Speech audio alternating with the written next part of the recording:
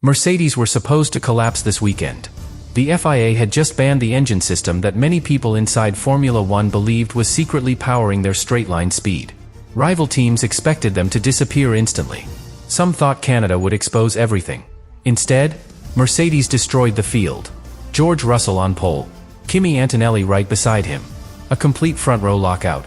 And the gap to the first non-Mercedes car was over 0.3 of a second.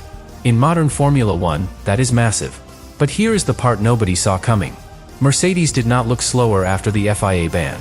They looked even faster. And when the garage doors opened in Montreal, rival engineers reportedly started noticing details on the Mercedes that completely changed the conversation inside the paddock. Not about cheating.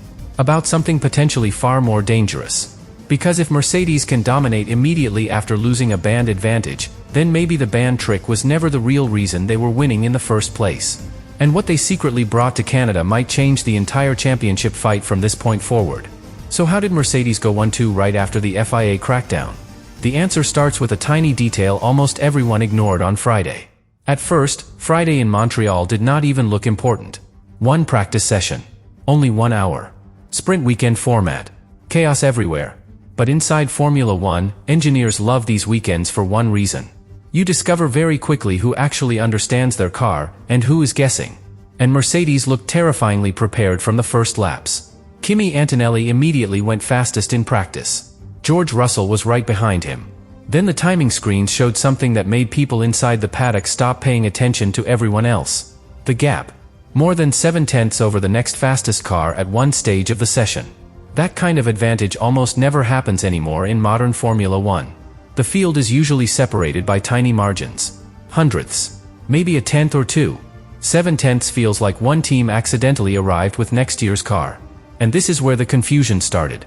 Because only days earlier, the conversation around Mercedes was completely different.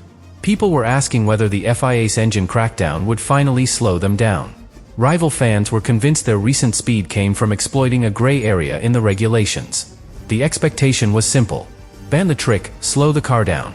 That is normally how Formula One works. But Canada immediately broke that logic. And the strange part was not just the lap times. It was how easy the Mercedes looked to drive. Think about the circuit Gilles-Villeneuve for a second. Long straights. Violent braking zones. Huge curbs. Walls everywhere. Drivers constantly switch between maximum aggression and maximum precision. A nervous car here becomes dangerous instantly. You can actually see it when drivers attack the final chicane. If the rear moves even slightly under braking, they lose confidence for the entire lap. But Russell and Antonelli looked completely calm. No panic corrections. No unstable rear end. No visible struggle fighting the car. And that told experienced observers something critical before qualifying even started. Mercedes had not simply found more power. They had found balance. That sounds small, but it changes everything. Because in Formula One, raw speed alone is not enough. A driver needs confidence to actually use that speed. It is like driving on ice versus driving on dry asphalt. Even if two cars have the same engine, the car with stability allows the driver to attack harder, brake later, and commit earlier. Mercedes suddenly had that confidence everywhere around Montreal. And then came the first major clue. The report reveals Mercedes arrived in Canada with their biggest upgrade package of the season. Not a small tweak. A major redesign in several areas of the car. Including a brand new gearbox. Smaller. Lighter. More compact internally. Now normally, casual fans hear gearbox and immediately think of shifting gears faster. But the real impact goes much deeper than that. Imagine carrying a heavy backpack while sprinting. If the backpack becomes lighter and better balanced, suddenly every movement feels smoother. Turning feels easier. Stopping feels easier. Accelerating feels easier. That is basically what Mercedes did to the rear of the car. And on a circuit where braking stability matters this much, the effect becomes enormous. But here is where things become genuinely dangerous for the rest of the grid. Mercedes did not stop with mechanical upgrades. They also changed the airflow around the car itself. And most viewers never notice this part during a race weekend, because airflow is invisible. But in Formula One, invisible details decide championships. According to the source report, Mercedes optimized airflow around the side pods and floor to improve rear stability through the diffuser. That explanation sounds technical. But the result looked very simple on track. The rear of the car stopped fighting the drivers. And suddenly Russell and Antonelli could attack corners with a level of confidence the McLarens, Ferraris, and Red Bulls simply did not seem to have. But the most important part had not even happened yet. Because once sprint qualifying started, the entire paddock realized Mercedes was hiding something far bigger than anyone expected. Sprint qualifying was the moment everything changed. Because practice can lie. Teams hide fuel loads. Drivers avoid risks. Some cars look fast early, then disappear once real qualifying begins. But qualifying never lies for long. 1 lap. Maximum attack. No excuses. And Mercedes still crushed everyone. George Russell took sprint pole with a 1 minute 12.965. Kimi Antonelli missed it by less than 1/10. That alone was impressive. But the truly shocking number was the gap behind them.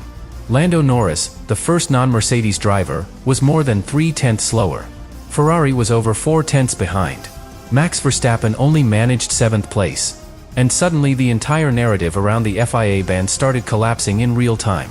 Because if Mercedes had really depended on one illegal advantage, how were they now even further ahead of the field? That question spread through the paddock almost instantly. And this is where the story becomes much bigger than simple engine performance. Most people think Formula One dominance comes from one magical innovation, one secret part, one genius loophole. But the greatest teams usually win differently. They improve 5 small areas at the same time. Individually, each gain looks harmless. Together, they become devastating. Mercedes appeared to do exactly that in Canada. The report mentions reduced chassis weight as part of the package. Again, that sounds minor. But in Formula One, reducing weight changes almost everything. Imagine running while carrying grocery bags in both hands. Then suddenly someone removes even a small amount of weight. You brake easier. You change direction faster. You feel less exhausted. That is basically what happens to an F1 car. Every kilogram affects braking, tire wear, acceleration, and corner balance simultaneously. And at Montreal, where drivers constantly attack heavy braking zones, that advantage multiplies lap after lap. But there was another detail hiding underneath all this. One that may actually explain why Mercedes looked so dominant on the straights even after the FIA intervention. The MGUK update. For casual viewers, this is the easiest way to understand it. Modern Formula One cars are constantly harvesting energy under braking, almost like charging a battery every time the driver slows down. Then the car releases that stored energy during acceleration. If that energy deployment becomes smoother and smarter, the car feels stronger exiting corners without needing extra engine power. And Canada is almost entirely built around acceleration zones. Slow corner. Full throttle. Heavy braking. Repeat. So while everybody focused on the banned engine trick, Mercedes may have quietly optimized how efficiently the car used every remaining piece of legal performance. That changes the entire picture. Because suddenly the FIA crackdown does not look like a disaster for Mercedes anymore. It looks like a distraction. And the timing of this breakthrough could not be worse for the rest of the grid. Because internally, Mercedes is becoming more dangerous every weekend. The Russell versus Antonelli battle is now creating something Toto Wolff probably dreamed about for years. Constant pressure inside the garage. Antonelli arrived in Canada leading the championship after 3 straight wins. Russell knew he needed an answer immediately. And you could actually feel that desperation in qualifying. Every lap looked aggressive. Every braking zone looked committed.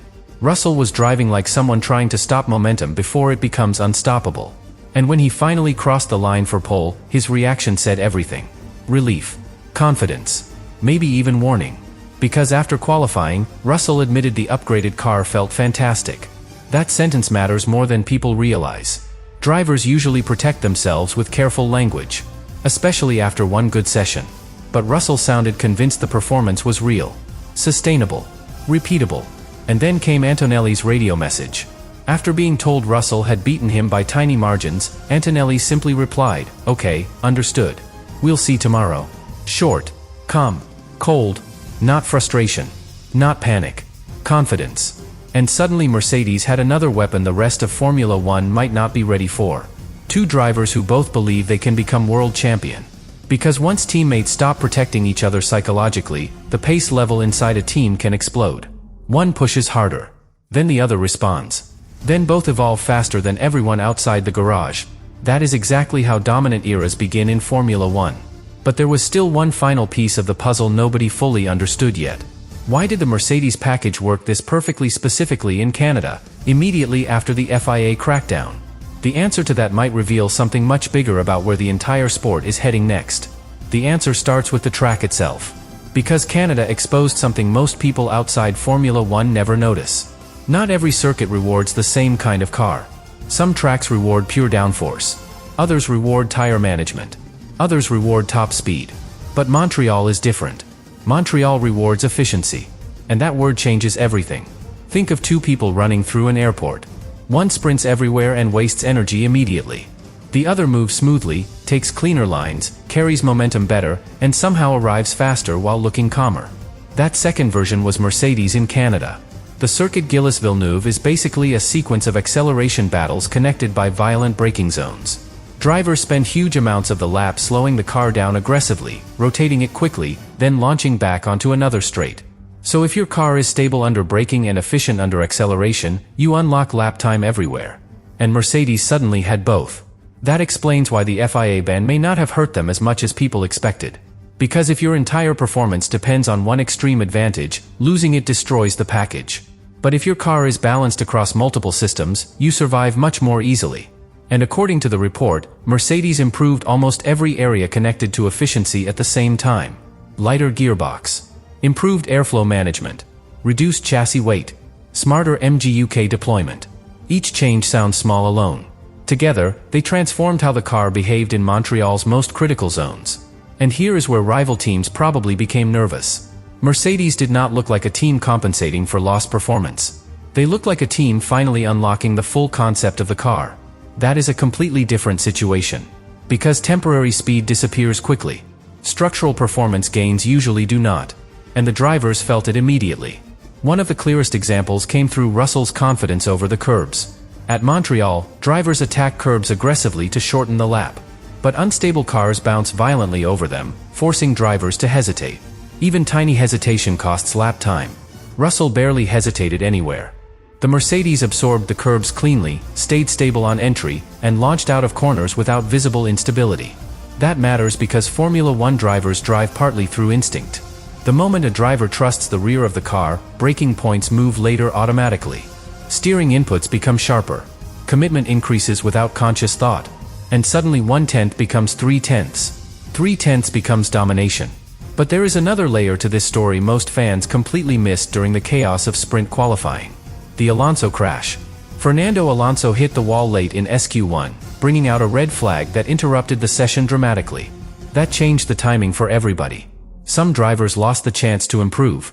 Others had only one final attempt. Pressure exploded instantly. And pressure usually exposes weaknesses. Yet Mercedes looked even calmer after the restart. Russell delivered when it mattered most. Antonelli stayed right there beside him. No mistakes. No visible panic. That tells you something important about the car itself. Fast cars can produce one great lap. Stable cars produce repeatable laps under pressure. Mercedes suddenly had repeatability. And this is where the championship picture starts becoming dangerous for everyone else. Because McLaren, Ferrari, and Red Bull are now facing two separate problems at the same time. The first problem is obvious. Mercedes is fast again. The second problem is much worse. Mercedes may still have room to improve. Remember, this was the first weekend using their major upgrade package. In Formula One, the first version of a new package is rarely perfect immediately. Teams normally spend several races understanding setup windows, tire behavior, ride heights, and balance changes. Which means Canada might not even represent the final version of this performance. That possibility changes the emotional atmosphere inside the paddock completely. Because rival teams can accept losing to a temporary advantage. What terrifies them is losing to a team that finally understands its own car. And Toto Wolff's reaction after qualifying quietly reinforced that fear. He did not sound surprised. He sounded satisfied. Like a team seeing months of development finally working exactly as planned. And if that interpretation is correct, the FIA ban may accidentally have created the opposite effect of what rivals hoped for. Instead of slowing Mercedes down publicly, it may have distracted everyone from the deeper transformation happening underneath the car itself. Because while the paddock argued about legality, Mercedes kept building speed somewhere else. And now Formula One may have a completely different championship fight on its hands.